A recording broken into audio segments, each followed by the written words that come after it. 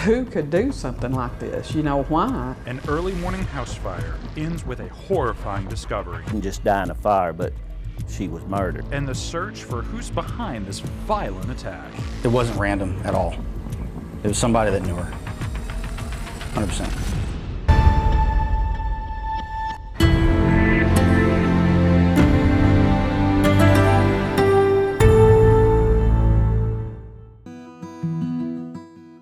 Fall was setting in Monette. It's where Gina Alberda and her family called home. This is my mother's hometown. My mom and she had 6 brothers and sisters, and most of them lived here in Monette. On September 29th, 1986, Gina went home after a long day of work. That next morning, a phone call woke her up, changing her life forever. About 5 o'clock in the morning, that next morning, my phone rings and someone says, "Gina, your mom and dad's house is on fire. Get down here." Crews responded to the 200 block of North Nance Street and found a small house engulfed in flames. Living just a few blocks away from her parents' home, Gina rushed out the door. While her parents weren't there, the home wasn't empty. I saw her car, in the driveway, thinking surely she wasn't in there. That person? Her younger sister, Sandra. Gina ran to go find Sandra, but the flames were too much. We just had to stand in the yard and wait, until while we're watching their house burn to the ground. Still with no signs of Sandra. "Sandy, where are you?" As she looked for her sister, more of her family rushed home. Their brother Ricky was just outside of town. On his way, his phone rang with news no family wants to hear. Then she said Sandra was in there, and she didn't make it.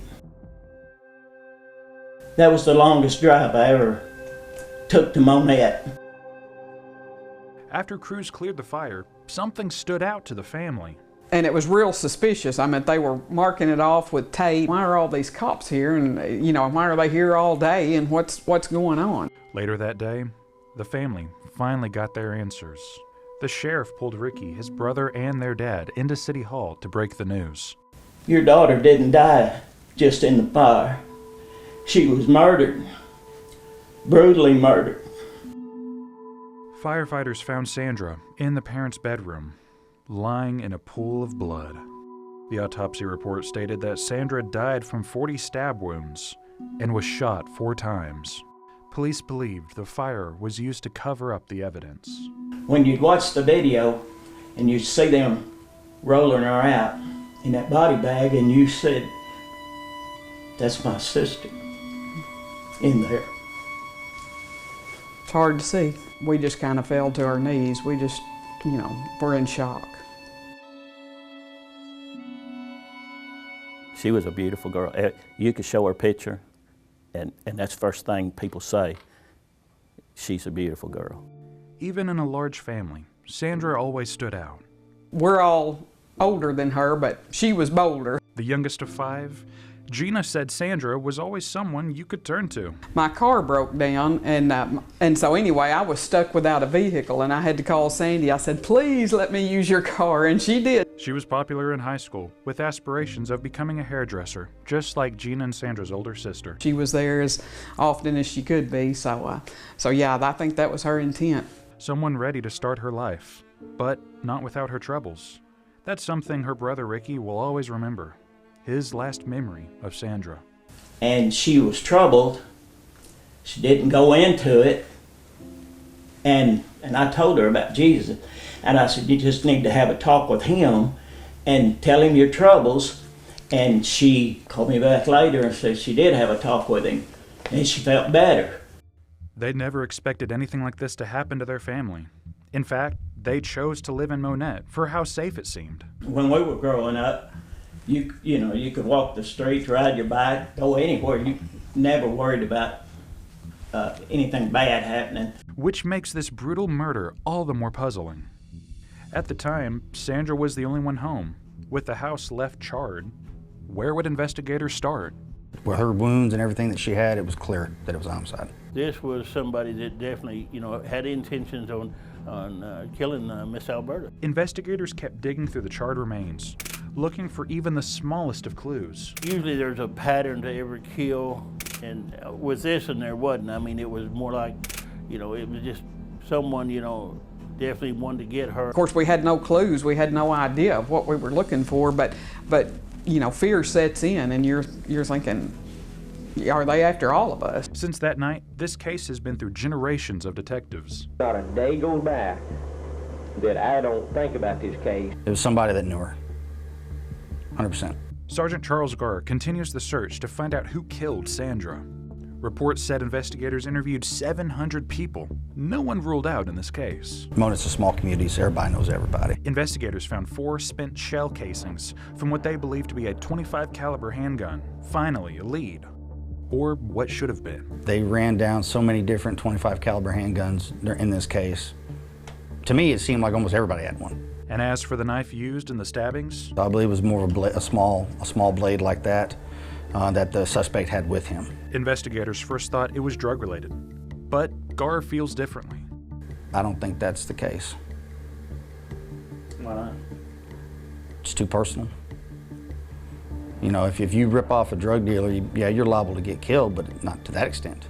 With no arrests made, no one coming forward, and all the unanswered questions, trust issues began to set in. When we started hearing of who suspects were and things like that, then, you know, then you look at everything in a different light.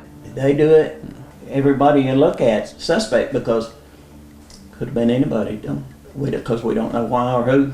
In nearly 40 years, Garr says technology has come a long way, helping investigators find clues. However, even with new ways of uncovering things, a crucial method won't last forever.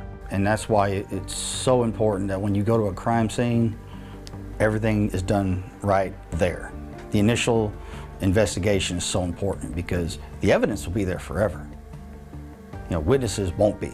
But with forensic advances, Garr seems hopeful that one day they can solve this case. It's just come a long way from simple, you know, photographs and fingerprints to actual DNA, skin cells, hair cells, stuff like that. And hopefully if everything, we'll be able to at least one day hopefully solve this case with DNA if technology comes far enough. Now, 39 years later, while the Alberta house may no longer be there, the horrors from that September night will forever rest there. Gina and Ricky's parents have both passed since then, fighting until the very end to search for answers on who killed their daughter. They would say children are supposed to bury their parents, not the other way around, and they had to bury theirs in the worst way. He did everything I think he thought he could do to get justice for his daughter, and I can only imagine what he felt doing all that. With so much hurt in the family, the Alberta children continue to hold on to each other, hoping they may finally get answers. When your parents die, you lose part of your past, and if you lose a child, you lose your future. But if you lose a sibling, you've lost your past, present, and future, because she's supposed to be here with us. You know, we don't know which one of us will go first, but she should have had the opportunity to grow old along with us and live her life. Inside, it's emptiness, helplessness, and you never get it back. You'll never get it back. But despite the pain, the Alberta family finds comfort knowing that one day the entire family will be reunited with Sandra. Because of the phone call that Sandra called me just shortly, a week or so before her murder, and because we had a talk about Jesus, I don't hear her speak to me, but what I know is I'm going to see her again one day, and it'll be a great day.